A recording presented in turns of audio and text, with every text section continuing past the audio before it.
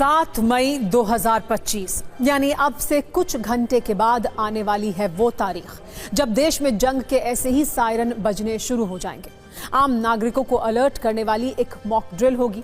युद्ध के हालात से बचने की ट्रेनिंग दी जाएगी। लेकिन शायद आपको ये पता नहीं है, जंग के इस सायरन की मारक क्षमता अभी से पाकिस्तान तक महसूस होने लगी है और पड़ोसी मुल्क से इसके कांपते हुए रुझान भी सामने आने लगे हैं। भारत से में बजने वाले इस सायरन का असर पाकिस्तान में कहां हो रहा है, ये भी देखिए।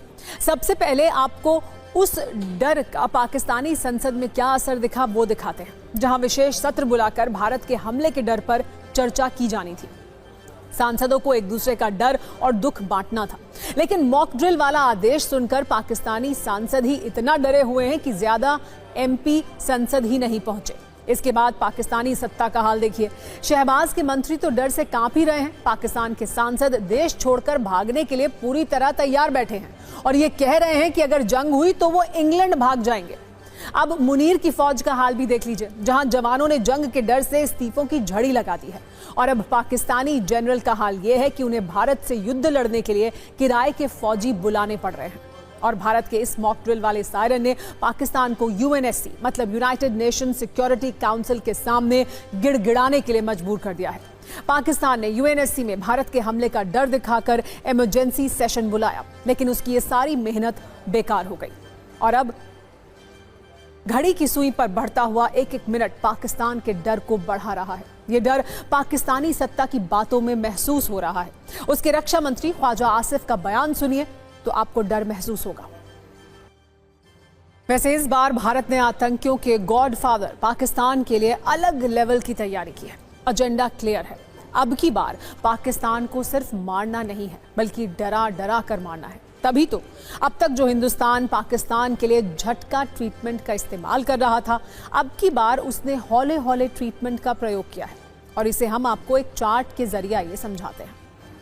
आपको याद होगा भारत ने कैसे उड़ी में आतंकी हमले के बाद 2016 में पाकिस्तान पर सर्जिकल स्ट्राइक की थी और 2019 में पुलवामा अटैक के बाद एयर स्ट्राइक की थी। अब एक बार घर में घुसकर मारा था तब, लेकिन पहलगाम में हमले के बाद पाकिस्तान के लिए भारत के बदले का ट्रीटमेंट जरा दूजे किस्म का है, जिसे आप हौले हौले ट्रीटमेंट भी कह सकते हैं। इसकी शुरुआत तब हुई थी जब प्रधानमंत्री मोदी ने दुनिया को यह बता दिया था कि पहलगाम के दोषियों को कल्पना से भी बड़ी सजा देंगे। इसके बाद भारत ने पहली बार सिंधु जल समझौते को रद्द कर दिया, जो 1965 और 1971 की जंग के बाद भी कभी नहीं किया गया था।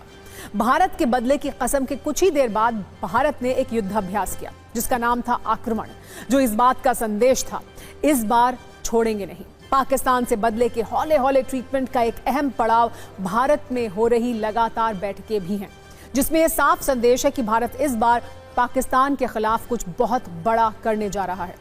कुछ ही दिन पहले भारत ने पाकिस्तान के साथ सभी तरह के आयात निर्यात पर भी रोक लगा दी और कल देश के 295 जिलों में मॉक ड्रिल का आदेश सुनकर पाकिस्तान के पैरों के तले से जमीन खिसक गई है और वो अच्छी तरह ये समझ चुका है कि पाकिस्तान से भारत का फाइनल बदला अब लोड हो रहा है। और यही डर पाकिस्तानी सत्ता में बैठे लोगों को हर दिन डर डर कर जीने के लिए मजबूर कर रहा है, जो पहलगाम हमले के बाद से रोज ये कह रहे हैं कि भारत कभी भी हमला कर सकता है। और इस दहशत में उनकी टाइमलाइन बिगड़ चुकी है।